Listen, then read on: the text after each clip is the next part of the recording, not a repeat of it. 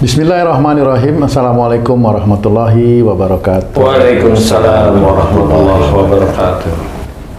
Para pemirsa dan sahabat beriman dimanapun berada, kita jumpa lagi di Ustadz Danu Official Channel. Semoga kita selalu dalam lindungan Allah Subhanahu wa Ta'ala. Amin ya Rabbal Alamin. Di video kali ini kita akan ngaji lagi bersama guru kita semua, Pak Ustadz Danu. Assalamualaikum Pak Ustadz. Assalamualaikum warahmatullahi wabarakatuh. Amin ya Rabbal Alamin. Dan saya tentunya juga sudah ditemani oleh Bang Jainuddin. Assalamualaikum Bang Jain. Waalaikumsalam Pak Tung. Alhamdulillah kita ketemu lagi. Sahabat beriman dimanapun berada, ini kita tadi apa Ji ceritanya? Tadi menarik tuh ceritanya Ji. Oh yang tadi sebelum kita kumpul nih. Mudah-mudahan nanti bisa sharing. buat mereka semua. Jadi gini Pak Tung, ini tetangga saya ini, saya tahu nih keluarga ini pas-pasan. Pas-pasan tuh artinya mencukupi keluarga dalam sebulan itu kadang pas, kadang kurang. Gitu ya? Jarang lebihnya gitu untuk bulan berikutnya. Nah, apa aja diturutin. Minta motor, dikreditin motor. Kan jarang dibeliin lunas kan karena pas-pasan dikreditin motor. Kebalik sama aku dulu. Berarti beruntung nih anak-anak kira-kira gitu ya. Dikreditin motor. Senang dia. Baru sebulan dikreditin motor, minta sama orang tuanya ganti shock breaker yang bagus tuh. Harganya kalau nggak salah 2 jutaan tuh. Dibeliin, dikasih duitnya. Seneng nih anak. Ada yang bilangin, kenapa sih beliin aja? Itu anak kalau nggak dikasih suka ini keras adatnya gitu loh. Nah, nggak lama lagi ganti lagi knalpot. Knalpotnya ya Allah, itu kalau jalan itu sekampung denger. Satu tapi masih knalpotnya. Satu, kenceng gitu kan. Nah, banyak yang bilangin ganti dong knalpotnya, itu alarm mobil pada bunyi. Oh iya, kalau lewat kan pada titit mobil ya keganggu. Sakit gigi itu tambah lagi deh. Nah, Patung, kenapa kok anak seperti ini nggak tahu kalau orang tuanya susah apa gitu, atau orang tuanya nggak ngasih tahu tuh? Oh gitu Pak ya. Untung lebihnya seperti apa kalau dikasih tahu nggak dikasih tahu? Gimana Pak Ustadz, kasus seperti yang disampaikan Bang J ini miris juga kalau lihat seperti itu seorang anak kepada orang tuanya Pak Ustadz. Iya. Bismillahirrahmanirrahim. Assalamualaikum warahmatullahi wabarakatuh. Waalaikumsalam warahmatullahi wabarakatuh. Amin ya rabbal alamin. Iya. Yang namanya anak, harta itu menjadikan fitnah atau ujian bagi orang tua. Nah, sebenarnya inilah pelajaran dari kita. Kalau tetangganya Haji J tadi seorang muslim, ya harusnya dia ngasih tahu kepada anaknya. Kalau dia bilang itu anaknya itu keras, nah dilihat yang keras itu siapa? Dia sebagai imam atau istrinya. Oh, orang tua si anak ini? Iya, orang tua si anak itu termasuk keras apa enggak dulu? Bukan anaknya yang digebukin gitu. Ya memang kan udah dewasa, tetapi kan nggak harus digebukin kan sebenarnya. Zaman sekarang digebukin malah ngebales. Lah, iya, malah ngebales nanti. Nah itu harus belajar seperti itu, sehingga tadi kalau si anak itu sempat diberi shock breaker, diberi knalpot, ya harusnya orang tua tetap ngasih tahu, apalagi kalau mamanya orang tuanya itu sholat mamanya ya, ibadahnya cukup lumayan bagus lah, tetap harus dikasih tahu. Marahnya anak nggak ada masalah, biarin aja. Dikasih tahu seperti apa Ustaz, maksudnya? Ya kasih tahu, bilang mamanya, nak, ayah ini untuk hidup sebulan aja sulit kan gitu, sulit sekali.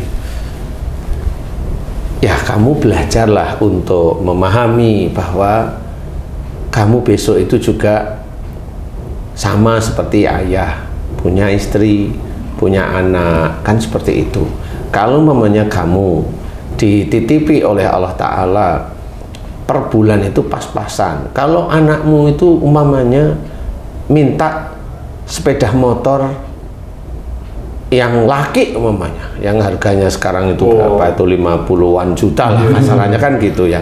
Itu gimana kamu mikirnya? Coba kamu mikir deh. Yuk kita ngobrol nyantai. Kan harus diajak mikir seperti itu anaknya. Jadi tidak serta-merta anak itu minta dikasih, kan seperti itu. Saya dulu itu ingat waktu anak saya itu minta motor gede itu, motor Kawasaki Ninja dulu, masih ingat. Ya nanti ya, tapi Bapak nggak tahu Ninja itu kayak apa kan gitu ya. Akhirnya memang saya beliin itu motor. Dia pulang sekolah tuh motor mudah, menurut Bapak itu Ninja gitu aja. Wah, seneng lah anak saya.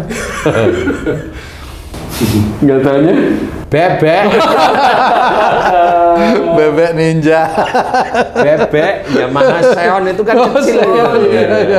Jadi lah, Pak ini mah Yamaha Xeon, taunya Bapak Ninja ya begitu itu gitu aja. Santai. Nah, udah ketawa aja dia lah, kan saya minta Ninja Pak, sini. Akhirnya saya dudukin. Nah, gitu. Kalau orang Jawa itu kan le gitu loh. Nah, sini loh. Bapak itu insya Allah bisa beliin kamu Ninja. Tapi kalau kamu naik motor yang gede itu kan kecepatan tinggi. Kalau kamu itu baru naik motor, kemudian motor kecepatan tinggi, rata-rata seumur kamu itu pasti ngebut. Bapak itu sayang sama kamu. Kamu yang baru belajar sujud kepada Allah Ta'ala kok ngebut. Kalau ada apa-apa gimana? Bapak sebagai imam harus memberikan pandangan kepada kamu agar kamu itu paham. Kalau kamu tabrakan, kalau ini Bapak kan tanggung jawab. Kamu minta Bapak beli, tanggung jawab nggak? Tanggung jawab. Dan itu ditanyain sama Allah Ta'ala. Gimana? Kamu mau Bapak masuk neraka? Kan begitu cara ngomongnya. Ya dia pasti nggak mau. Kalau Bapak masuk neraka, kamu pasti masuk neraka. Nggak mungkin nggak, wong kamu yang minta kan gitu. Nah akhirnya diajak mikir, nah Bapak beliin lah sepeda motor, itu sudah bagus sekali. Kan seperti itu, pakai aja. Ya dipakai. Alhamdulillah anak saya nggak ngerundel kan gitu. Jadi dipakai aja. Sampai akhirnya kendaraan itu dihibahkan. dihibahkan ke orang lain gitu loh ya. Setelah dapat Ninja enggak juga. Sampai sekarang namanya Ninja enggak ada. Ninja di bioskop itu. Nah seperti itu memang harus diajak ngobrol. Anaknya tetangganya Haji C itu diajak ngobrol karena dia kan mintanya shockbreaker, knalpot dan sebagainya. Orang tuanya harus paham dan itu harus belajar. Tidak mungkin orang tuanya kelihatan di mata manusia baik, kemudian anaknya nakal, itu kan nggak mungkin. Itu pasti ada penyebabnya. Karena Al-Quran pun diturunkan oleh Allah Ta'ala ada asbabun nuzulnya. Jadi pasti ada sebabnya, nggak mungkin tidak. Orang kena penyakit kanker itu ada sebabnya. Bukan karena Allah itu semerta-merta itu langsung kena kanker kamu. Tidak ada. Ada sebabnya. Kena jantung ya ada sebabnya. Sebabnya dari mana? Dosa. Insya Allah itu dari dosa. Tapi masih banyak orang yang nggak mau ngaku dan tidak ada masalah. Wong nanti dia sendiri yang akan bercerita. Kankernya itu juga nanti akan bercerita, menjadi saksi bagi orang tersebut. Kenapa kanker kamu muncul di situ? Dan nanti dia akan ngomong seperti itu. Jadi intinya adalah diajak bicara baik-baik. Kemudian dikasih nasihat yang baik-baik untuk dekat kepada Allah Ta'ala.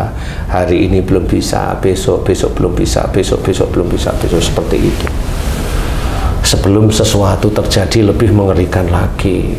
Itu anak tetangga itu sih kok sampai bapaknya takut nuruti terus itu, emang ada kejadian, pernah ada kejadian gitu? Entah bapaknya dipukuli gitu. Enggak, dia cuman sayang doang. Oh, sayang doang. Sayang itu harus begitu apa gimana Pak Ustadz itu? Harus dikasih semua yang diinginkan anak itu. Sayang itu marah sama istri juga bisa katanya sayang. Kata mulut loh ya, ini kata mulut. Ini tetangganya Haji D. Kan ini bilang sayangnya dulu. Sayang itu membiarkan anak itu diem di rumah. Ya itu ya sayang ya bisa. Nah, kalau dibilang begitu kan sama nggak kira-kira? Hampir mirip sebenarnya ya. Saya nggak boleh ke setiap orang, ke anak aja. Sebenarnya bukan rasa sayang. Sebenarnya itu juga begitu, bisa aja sebenarnya dulu bapak atau ibunya dulu diumbar kesenangan dengan orang tuanya. Bisa aja. Orang tuanya nih kesayangan kakek nenek si anak nih. Bisa aja seperti itu. Sehingga sekarang mulai dibalas. Karena dulu si orang tuanya bisa aja seneng dia dikasih sama orang tuanya, itu seneng. Bangga, seneng istilahnya. Waktu masih mudanya itu seneng, diperhatikan, di ini tuh seneng. Ada kesenangan yang itu ada. Nah sama seperti akhirnya nurunlah kepada anaknya, sehingga dia nggak lebih kayak bapak atau ibunya yang seneng itu diem biasa. Anaknya senengnya minta langsung. Berarti turunannya itu lebih gawat lagi ya? Insya Allah seperti itu. Insya Allah seperti itu. Makanya kalau ibaratnya di turunan mbahnya nggak ada, bapaknya nggak ada, anaknya kok ada kanker. Nah biasanya kata orang pintar ini turunan enggak. Nah ini karena apa? Karena sifat emosionalnya itu lebih tinggi. Semakin keturunan lebih tinggi. Dan sifat pintarnya keturunan lebih tinggi daripada orang tuanya. Kan nanti kalau sifat yang nggak karu-karuan lebih tinggi juga. Brengseknya itu juga lebih tinggi. Jadi begitulah cara Allah itu menguji orang tua itu dengan anak seperti itu.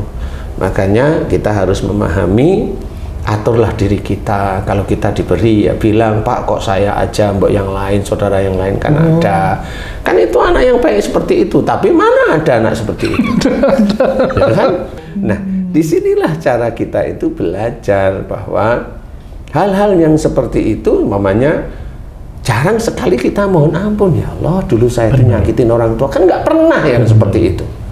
Padahal ini penting untuk menjadikan anak keturunan kita itu jangan seperti kita atau lebih dari kita. Jeleknya maksudnya ya. Kan itu jelas harus dimohonkan ampun kepada Allah Ta'ala. Makanya jarang sekali mengajarkan mohon ampun itu fokus, itu jarang. Makanya kalau anak-anak seperti itu, ya saya jawab normal lah, itu kan menguji kamu. Kan gitu. Kalau saya juga sering ketemu sama orang tua yang anaknya seperti itu, ya sering, sangat sering. Maunya anaknya baik. Saya nggak bisa nyulap anak itu yang dablek jadi baik, itu nggak bisa. Tapi kalau diusahain, ayo saya kasih tahu caranya. Caranya gimana ya, seperti tadi.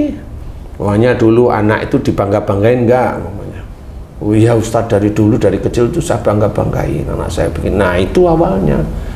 Nah, setelah mulai dewasa, kuliah, menikah, wah sekarang malah ibunya aja kakinya ditendang, bapaknya itu tendangin pintu. Nah kan begitu akhirnya. Kenapa kok bisa seperti itu? Ya karena dulu orang tuanya membanggakan si anak ini. Karena ini di Indonesia sangat banyak sekali anak yang dibangga-banggain sama orang tua, nggak taunya korupsi di kemudian hari. Normal itu. Bisa jadi. Iya, dan banyak kan gitu ya. Apa yang mau diceritakan? Banyak yang kondisi dia pintar, dia biasa aja. Doakan anak itu soleh atau soleha, cukup kok. Nanti biar Allah yang akan menggiring anak kita itu mau kemana. Kan bukan kaya yang kita cari. Kalau bagi si anak itu Pak Ustadz, dia sadar bahwa itu salah, anak minta maaf sama orang tua Pak? Ya harus, nggak cuma sekali, ya berkali-kali lah, kan gitu ya. Jadi harus berkali-kali, karena sesuai istilahnya sama, setiap hari itu kan ganti baju. Oh, ganti baju. Ngerti maksud saya? Iya. Tiap hari ganti baju. Ya, ngerti maksud saya? Iya. Apa? Ganti baju. Ada berubah terus gitu. Ganti baju itu maksudnya itu kan nggak mungkin baju satu dipakai bertahun-tahun. Maksudnya itu dosa bertahun-tahun kok bisa hilang sehari, nggak bisa. Makanya saya bilang tiap hari kan ganti baju. Tiap hari mandi juga ya? Tiap hari mandi juga, tiap hari sholat juga. Berarti minta maaf lah terus setiap saat. Seperti itu. Jadi jangan merasa udah minta maaf sekali, udah ini, udah bisa. bukan saya. Kalau jangan dijawab begini, Allah kan Maha Pengampun. Iya, tapi nggak seperti itu. Nggak seperti itu. Coba kalau nggak percaya, kamu minta kaya sekarang, minggu depan langsung kaya, nggak kan gitu? Bisa. Nggak bisa. Harus ada ikhtiar, harus ada cara-cara untuk mendapatkan rizki yang baik. Kalau memang banyak cara Allah itu melihat, jadi nggak cuma hanya lisan kita berdoa, enggak cuma itu aja yang dilihat oleh Allah Ta'ala.